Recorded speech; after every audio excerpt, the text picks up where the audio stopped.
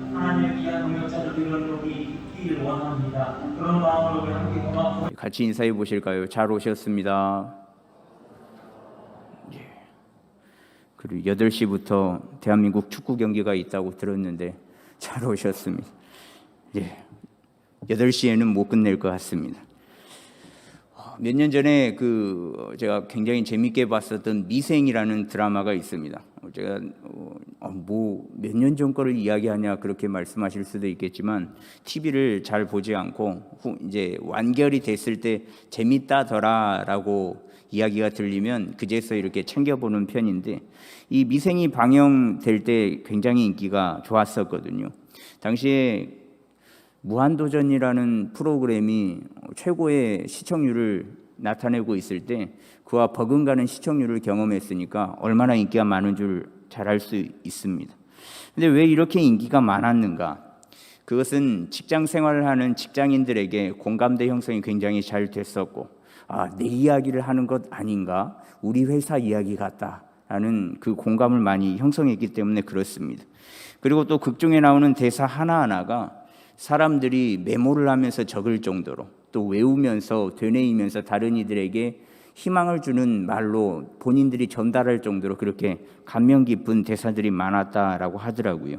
그 미생을 안 보셨으면 오늘부터 정주행을 한번 해보셔도 괜찮을 것 같습니다. 그 8회에 보면 이런 일이 있거든요. 국중에 그 오상식 과장님이라는 분이 나옵니다. 이 오상식 과장님은 셀러리맨인데 셀러리맨답지 않은 사람이거든요. 보통 셀러리맨이면 회사 사람이잖아요. 그래서 회사의 이윤, 또 상사의 명령 복종 이렇게 일을 하여야 함에도 불구하고 이 오 과장님은 자신의 신념에 따라 움직이는 사람이었습니다.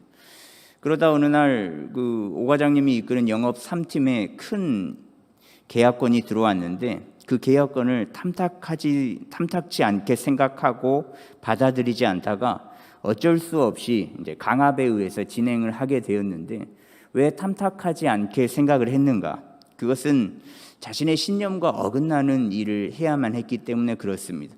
계약을 성사하기 위해서는 그 바이어에 대한 요구 조건을 들어줘야만 했는데 그 바이어가 2차 접대를 원한다는 것 때문에 그렇습니다. 아이들에게는 자랑스러운 아빠, 또 아내에게는 떳떳한 남편이기를 원했던 오 과장님은 이런 이유 때문에 일을 맡지 않으려고 했습니다. 그래서 맡지 않으려고 버둥버둥 하다가 이제 강압적으로 윗선에서 일을 맡기니 어쩔 수 없이 하게 되었는데, 그렇다면 신념에 어긋나지 않는 일, 2차 접대를 하지 않고 우리가 계약을 성사시켜 보자 라고 계획을 짰고 실행에 옮겼는데 실패하고 말았습니다. 결국에는 자신의 신념을 잃게 되었고 계약도 성립시키지 못한 듯이 이야기가 이어져 버렸는데, 근데 반전이 있었습니다. 그러다가 말미에 그냥 계약이 아닌 2배의 계약을 성사시켰다라는 그 윗사람의 부장님의 소식을 듣게 됩니다. 어떻게 해서 가능했었는가? 회사 일보단 자신의 신념을 지키기 위해서 각종 자료를 모으던 중에 이 바이어의 결혼 기념일이 2차 접대를 하는 그날이었음을 알게 된 겁니다. 그래서 술이 취해서 숙소로 들어간 바이어 방에 바이어의 아내에게 사전에 연락을 해서 당신 결혼 기념일 아니겠냐? 바이어가 호텔 방에 미리 예약을 해놓고 당신을 기다리고 있으니 가봐라. 그렇게 이야기하면서 깜짝 파티처럼 일을 진행을 한 거죠. 그래서 그 계획이 성립이 되었고 또 그렇게 2배 이상의 계약을 할 수 있었던 이유는 바이어가 진짜 바이어가 아니었기 때문에 그렇습니다. 진짜 바이어는 그 바이어의 아내, 결혼 기념일 때 선물이 돼준 아내가 진짜 바이어였던 거죠. 그래서 바지 사장이었던 남편은 이제 충족되지 못했지만 진짜 바이어였던 그 아내분이 너무 마음에 들어서 그 계약건을 따냈던 모습이 미생 8화에서 나왔었습니다. 오 과장님은 신념을 잃고 일을 진행한 듯 보였지만 사실은 신념을 잃지 않는 선에서 본인이 어떻게든 일을 해내고자 하는 모습을 보여줬는데요. 한 회사의 셀러리맨도 자신의 신념을 지키고자 퇴출을 감안하고 일을 진행했습니다. 그만큼 신념이라는 것이 굉장히 중요함을 알 수 있죠. 그렇다면 우리의 신념, 즉 예수 그리스도를 믿는 사람들의 신념은 무엇이겠습니까? 그 신념은 바로 언제든지 믿음을 지키는 거겠죠. 모든 상황 속에서 예수님을 나의 구주다, 나의 메시아시다, 나를 구원해 주신 분이다 라고 고백하는 믿음, 그것이 아마 모든 그리스도인들의 신념일 겁니다. 여기 계시는 여러분들께 묻고 싶습니다. 여러분들은 그 신념을 잘 지키고 살아가고 계십니까?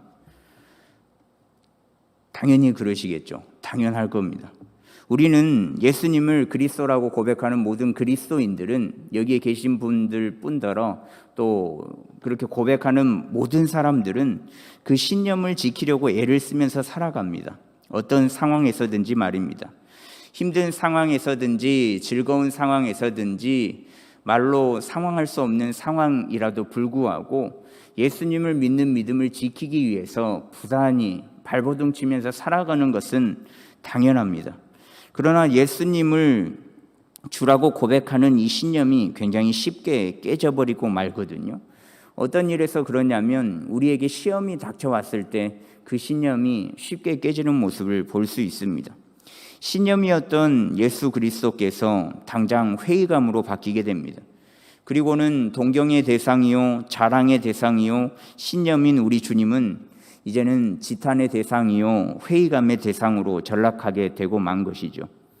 왜 이러는 것이겠습니까? 그것은 모든 시험을 하나님께서 주신다라고 생각하기 때문에 그렇습니다. 하나님이 주시는 시험이니까 이 힘들고 어려운 순간도 하나님이 주시는 거겠지라고 생각하고 판단해서 우리가 믿는 그 예수 그리스도, 반드시 지켜야 하는 그 신념의 대상인 하나님이 순식간에 회의감의 대상으로 전락해버립니다. 근데 이게 맞습니까? 모든 시험은 하나님께서 주시는 걸까요? 답은 아니옵니다. 모든 시험을 하나님께서 주시는 것이 아닙니다. 오늘 말씀 13절에 보시면요, 사람이 시험을 받을 때에 내가 하나님께 시험을 받는다 하지 말지니 하나님은 악에게 시험을 받지도 아니하시고 친히 아무도 시험하지 아니하시느니라 라고 말씀하고 있는데요, 하나님께서는 사람을 시험하지 않으신다? 13절에서 말하는 시험은 하나님께서 시험하는 그 시험을 의미하는 게 아닙니다.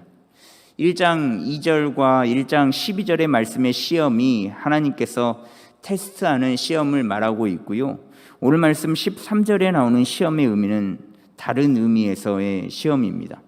원어에서는 죄를 짓도록 유도하는 유혹의 의미로 사용되고 있거든요. 그러니까 인간의 욕심으로 죄를 지으려고 하는 유혹의 의미로 사용되고 있다라는 거죠. 죄에 빠지게 하는 유혹으로서의 시험은 사단이 하는 거지만 죄의 본성을 가진 인간 자신에게서 나온다라는 겁니다. 그런데 이상하게도 많은 그리스도인들이, 저도 물론 포함되고요, 유혹에 넘어지면 하나님께서 시험하셨다, 그렇게 하나님의 탓을 하기가 굉장히 바쁩니다. 그런데 하나님은 아무도 유혹하지 않으시는 분이신데 말입니다. 분명 14절 말씀에 보시면요, 오직 각 사람이 시험을 받는 것은 자기 욕심에 끌려 미혹됨이니 라고 나오고 있음에도, 분명하게 말하고 있음에도 불구하고 우리는 시험을 받으면 하나님께서 하셨다라고 생각들을 한다는 거죠. 각 사람이 시험을 받는 것, 즉 유혹을 당하는 것은 자기 욕심에 끌려 미혹되기 때문에 당하는 것임에도 불구하고 무조건 시험 같은 것이 다가오면 하나님의 탓으로 돌리기에 급급하다라는 겁니다. 이 끌려 미혹되다라는 단어는 낚시에 관련된 단어거든요. 낚시꾼이 고기를 잡기 위해서 미끼를 낚싯대 갈고리에 달아놓고 던지잖아요. 그 미끼를 보고 고기가 바라보면서 미혹됩니다. 그 미끼를 당장에는 축복같이 보이지만 그 축복같이 보이는 미끼를 덥석 무는 그 순간 결국 낚이게 되고 낚시꾼의 그 손으로 어루만져주고 끝내는 생을 마감하지 않습니까? 근데 유혹받는 것이 이와 같은 원리다라는 거죠. 자신의 욕심을 다 채우지 못해서 그것에 끌려 미혹되어 죄라는 것을 덥석 무는 것과 같은 모습이다라는 겁니다. 자신의 욕심이라는 미끼를 덥석 물어서 미혹됨에도 불구하고 유혹에 빠져서 힘든 상황을 경험하고 또 그 힘든 상황이 지속되면 하나님께 덮어 씌웁니다. 그런데 하나님께서는 우리를 유혹하는 분이 아니시거든요. 하나님께서는 우리를 일부러 욕심을 갖게 하여 그 미혹되고자 하는 그 유혹하시는 분이 전혀 아니심에도 불구하고 우리는 당연스럽게 시험에 들었다. 하나님께서 내게 시험을 주신 것 같다 라고 생각을 한다는 거죠. 욕심이라는 미끼를 물어서 유혹에 빠지면 어떻게 될까요? 인간이 아이를 임신하여서 출산하는 것과 같은 원리로 야고보 사도는 말하고 있거든요. 인간의 잉태와 출산 그리고 성장과 사망이라는 인간의 일생을 욕심이 잉태하여 죄라는 자녀를 낳고 또 죄라는 자녀가 장성하여서 결국 사망을 낳는 것이라고 말하고 있습니다. 그러니 우리는 속으면 안 됩니다. 유혹이라는 것에 속으면 안 되고 우리의 욕심에 속으면 안 된다라는 거죠. 왜냐하면 욕심과 욕심의 끝에는 죄가 장성하여 그 죄가 사망을 낳기 때문에 그렇습니다. 여기서 말하는 사망은 단순히 우리의 육체의 호흡이 끊어지는 것을 이야기하는 게 아닙니다. 사망은 하나님과의 사람의 관계가 끊어짐, 그리고 또 사람과 사람, 또 사람과 자연과의 관계도 깨어진 것을 말하면서 앞으로 장차 있게 될 영원한 죽음을 의미하는 겁니다. 그러니 우리의 영, 혼, 육이 다 끊어지는 것을 의미하는 것이죠. 단순한 욕심을 부린 것으로 영원한 죽음을 맞이하게 된다면 그 인생이 얼마나 안타까운 인생이 되겠습니까? 그러니 욕심을 내기보다는 주어진 삶에 만족하는 우리가 되었으면 좋겠습니다. 그렇게 만족하는 삶을 살아갈 때에 미혹되는 또 유혹되는 것이 없으니 우리가 주어진 환경과 상황에 만족하며 살아가는 저와 여러분들이 되었으면 좋겠습니다. 이런 결말을 알고 있는 야고보 사도는 속지 말아라 라고 말씀하고 있거든요. 하나님께서는 우리를 무너뜨리기 위하여서 시험하시는 분이 아니시니까 깨어있고 또 그것에 속지 말아라 라고 이야기를 합니다. 그렇다면 하나님께서는 어떤 분이신가? 오늘 말씀 17절에 정답이 나오는데요. 17절 말씀을 같이 합독하겠습니다. 온갖 좋은 은사와 온전한 선물이 다 위로부터 빛들의 아버지께로부터 내려오나니 그는 변함도 없으시고 회전하는 그림자도 없으시니라. 아멘. 하나님께서는 우리를 유혹하시는 분이 아니라 우리에게 온갖 좋은 것을 선물해 주시는 분이시다. 좋은 은사와 온전한 선물을 주시는 분이시다라고 나타내고 있죠. 하나님께서 우리를 향한 마음은 어제나 오늘이나 변함이 없으십니다. 늘 좋은 것으로, 늘 도움이 되는 것으로, 늘 해결할 수 있는 것으로, 늘 살아갈 수 있는 것으로, 늘 생명력 있는 것으로 주시기를 원하시는 그 마음을 가지신 분이 우리가 믿는 하나님이시라는 거죠. 회전하는 그림자, 즉 아침에 해가 뜨면 그림자가 서쪽으로 드리워지게 되고 또 정오가 되면 그 그림자가 가장 짧아지게 되고 또 저녁이 되면 그림자의 위치가 아침과 정반대의 모습으로 드리워집니다. 이 해가 뜨고 그림자 지는 것도 시간의 영향을 받잖아요. 시간의 흐름으로 변하지만 하나님의 선하심, 하나님께서 우리에게 주시는 온갖 은사와 좋은 것들은 그렇게 시간의 흐름에 변하지도 않는다라는 것을 의미하고 있습니다. 그래서 하나님께서 우리에게 주시는 은혜는 절대적으로 변하지 않는 늘 좋은 것임을 알 수 있는 것이죠. 그러니 사단의 시험에 들고 유혹에 빠졌을 때에는 하나님의 탓이다. 하나님께서 나를 미혹했다. 하나님께서 시험을 준 것 같다라는 하나님의 탓을 하지 않아야만 한다는 겁니다. 우리가 사단의 시험과 유혹에 빠졌을 때에는 그럼 뭘 해야 하냐면 내 자신을 돌아보면 되는 겁니다. 사단의 시험과 유혹은 나의 욕심으로 인해서 생기기 때문에 그렇습니다. 이게 순전히 자기 욕심을, 자기의 욕구를 채우기 위해서 생겨난 유혹이요 미혹이요 시험일 뿐이지, 하나님께서 주시는 것은, 하나님께서 미혹하시는 것은 단 하나도 없거든요.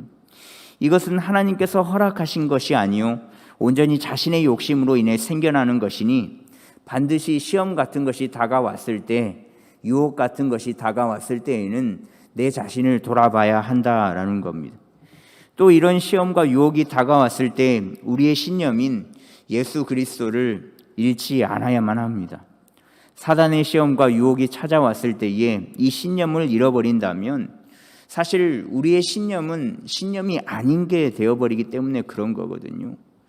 앞서 말씀드린 그 미생이라는 드라마에서 나오는 그 오 과장님처럼 자신이 가지고 있는 신념과 다른 모습이라면 회사의 중요한 일이라도 피해가려고, 또 어떻게든 그 신념을 저버리지 않는 선에서 일을 해결해 보겠노라고, 혹 가장 최악의 사건을 맞닥뜨렸을 때에는 자신이 사표를 낼 작전까지 하고 그 신념을 지키려는 모습, 그런 이겨내 보려는 마음과 행동이 반드시 필요합니다. 그렇지 않으면 우리가 가지고 있는 신념, 예수 그리스도는 기껏 사단의 시험과 유혹에 넘어져 버리고 마는 것에 불과하기 때문에 그렇습니다. 우리의 신념이 유혹에 넘어질 때 우리의 신념인 예수 그리스도도 함께 넘어진다는 것을 잊지 않아야만 합니다. 우리가 사단의 꿰매에 넘어지고 쓰러질 때에 우리의 신념인 예수 그리스도도 넘어지고 쓰러진다는 것을 잊지 않아야만 합니다. 그러니 우리의 마음을 더욱 우리의 신념인 예수님으로 가득 채워야만 하겠습니다. 자기 자신의 욕심에 끌려서 사단의 유혹에 미혹되는 것이니 우리의 마음을, 욕심은 버리고 더욱 예수님으로 가득 채운다면 우리의 욕심과 우리가 유혹당하지 않을 수 있는 마음으로 가득 차지 않겠습니까? 혹시 이곳에 계신 여러분들 중에서 지금 감당하기 힘든 고난과 시험, 그리고 어려운 일에 처해 있다고 생각하는 분들이 계십니까? 그리고 그 시험으로 인하여서 하나님을 원망하고 계시는 분들이 계십니까? 그러면 한번 돌아보셔야만 합니다. 그 시험이 진짜 하나님께서 수많은 우리의 선조들, 믿음의 조상들에게 주었던 하나님 당신의 테스트 시험인지, 아니면 나의 욕구, 나의 욕망, 나의 욕심에서 다가오는 미혹인지, 그것을 다시 한번 내 자신을 돌아보면서 반드시 알아내야만 합니다. 자신을 돌아볼 때입니다. 무조건 하나님의 탓을 하는 것이 옳은 신앙의 모습은 절대적으로 아닙니다. 이런 유혹의 시작이 나의 욕심에서 시작된 것을 발견하고, 이런 일들이 있노라면, 이런 상황이 내게 닥친다고 하면 반드시 내 자신부터 돌아봐야 한다라는 거죠. 하나님께 책임 전가를 하면 마음이 한결 편할까요? 물론 그 당시에는 편할 수 있습니다. 하나님한테 모든 것을 원망하고 하나님 앞에 책임을 전가해 버리면 그 순간에는 마음이 굉장히 편하겠죠. 그런데 시간이 흐르면 흐를수록 아마 더 괴로워질 겁니다. 이게 하나님께서 주신 것이 아니구나, 내 욕심에서 시작된 것이구나 라는 것이 깨달아진다면 아마 더 큰 어려움에 처할지도 모르겠습니다. 하나님은 우리를 유혹하는 분이 아니시니 욕심에 끌려 미혹되지 않았나 스스로를 돌아보고 또 주님을 믿는 신념을 잃지 않는 우리 모두가 되었으면 좋겠습니다. 그리고 더불어서요, 하나님께서 주시는 시험도 참아내는 우리가 되면 좋겠습니다. 오늘 말씀 12절 말씀을 같이 읽도록 하겠습니다. 시험을 참는 자는 복이 있나니 이는 시련을 견디어낸 자가 주께서 자기를 사랑하는 자들에게 약속하신 생명의 면류관을 얻을 것이기 때문이라. 여기서 말하는 시험은 하나님께서 주시는 그 시험, 테스트를 말하고 있는데요, 하나님께서 주시는 시험을 참는 자는 복이 있다라고 말씀하고 있습니다. 우리말 성경인 공동 번역에서는 그 시련을 견디어내는 사람은 행복합니다라고 번역하고 있습니다. 그러니까 하나님께서 주시는 시험을 견디어내는 자, 그 시험을 이겨내는 자는 하나님 안에서 진정한 행복을 누릴 수 있다라는 거죠. 왜 그러냐면, 왜 진정한 행복을 누리냐면 하나님께서 생명의 면류관을 주시기 때문에 그렇습니다. 이 생명의 면류관이 누구에게만 주어지는 것이냐? 자기를 사랑하는 자들에게만 주어진다라고 말씀하고 있거든요. 이 말인즉슨 하나님께서 시험을 주시는데 그 시험을 참고 견뎌내고 인내하는 자가 생명의 면류관을 받는데 곧 그는 하나님을 사랑하는 자다라는 겁니다. 하나님을 사랑하는 자는 하나님께서 주시는 시험을 견뎌내고 인내하고 참아낼 수 있다라는 거죠. 왜냐하면 하나님께서 사랑하는 자들에게는 감당할 수 있는 시험만 주시기 때문에 그렇습니다.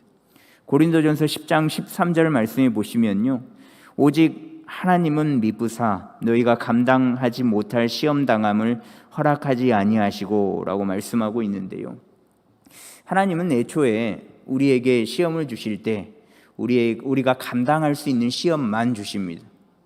우리를 늘 사랑하시고 그 사랑하시는 마음이 한결같은 분이신데, 제 힘든 시험 줘서 넘어뜨리게 해야지, 즐겁다 이렇게 생각하시는 하나님이시겠습니까? 제가 이런 시험을 주면 그 시험 가운데 이겨내고 견뎌내어서 더 강한 사람, 더 강한 성도가 되겠구나 라는 마음에서 시험을 주시는 것이지, 일부러 넘어뜨리고 좌절하고 낭망하고 당신을 원망하라고 시험을 주시는 분이 아니다라는 거죠. 그러니 하나님께서 주시는 시험은 하나님을 사랑하는 자들에게만 주시는 것이고, 또 그 사랑하는 자는 그 시험을 인내하고 버티고 반드시 견뎌낼 수 있다라는 겁니다. 그래서 시험 같은 것이 다가올 때에는 가장 먼저 해야 할 것이, 하나님 너무한 거 아닙니까? 이렇게 하나님을 원망하는 것으로 시작하는 것이 아니라 반드시 내 자신을 돌아봐야만 합니다. 이게 내 욕심에서 오는 유혹인가? 내 욕심, 내 욕망을 채우고자 하는 그 마음에서 나온 미혹인가? 아니면 그것이 아니라면 하나님께서 내게 주시는 시험인가? 이 시험을 통해서 또 어떤 온갖 좋은 은사와 선물을 주실까? 이 순서로 자신을 먼저 돌아보는 게 먼저다라는 거죠. 또 그 시험에 넘어졌다면 자신의 욕심에서 왔다라는 것을 반드시 깨달아야만 합니다. 왜냐하면 하나님께서는 우리에게 감당할 수 있는 시험만 주시기 때문에 그렇습니다. 여튼 하나님의 시험이 되었든 자신의 욕심에서 나타난 유혹이 되었든 우리는 예수 그리스도 그 신념을 지키면서 견뎌내고 이겨내면 좋겠습니다. 시련을 견뎌내는 자들은 행복하다라는 그 말씀처럼 이 시련 혹은 유혹을 견뎌내어서 생명의 면류관을 받으며 하나님께서 주시는 그 참된 행복을 누리면서 살아가는 저와 여러분들이 되셨으면 좋겠습니다. 이 땅에서 기왕 살아가는 인생, 길면 연수가 70이요 80이라고 하는데 그 생 가운데에 우리가 진정한 행복을 누리면서 살아가야 하지 않겠습니까? 이 땅에서의 삶이 너무나도 힘들고 어렵고 이 땅에서의 삶을 포기하고자 싶은 마음으로 살아간다면 너무나도 안타까운 인생이 되지 않겠습니까? 그러니 저 하나님의 나라를 소망하는 마음으로 또 이 땅에서의 삶도 그 하나님의 나라를 누리면서 주님께서 주시는 참된 평안을 누리면서 살아가는 저와 여러분들이 다 되기를 간절히 소망합니다.